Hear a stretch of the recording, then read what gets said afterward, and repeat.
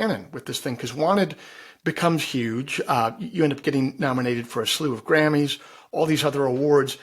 In that moment, at that time, what did that feel like? Was that pure, like unadulterated joy and all my dreams have come true? Was that terrifying? Was that somewhere in between? What did that feel like on a personal level? Yeah. Well, it was, from the outside looking in, it looked like an overnight thing, right? Wanted had now when I look back on it, it's really interesting because Wanted actually had the benefit of becoming like the best of both worlds. I was working a different song for an entire year. Storm Warning, we were at radio with Storm Warning for 52 weeks. And we made a conscious decision to pull it, which like, that's my first single. And they're on the phone with me. They're like, hey, we think we should let go and move on. I was just like, but what? But what that means is that I was out on the road and people were sort of like discovering Wanted on their own.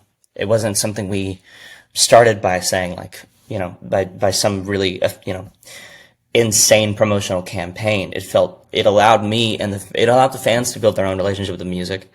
And so when Wanted became a single, it was very familiar to my audience. And, it was just like, it was so well positioned. And so my experience was like, I kind of got a montage version of what I was building up towards. Right. And yeah, it was a lot in a short amount of time.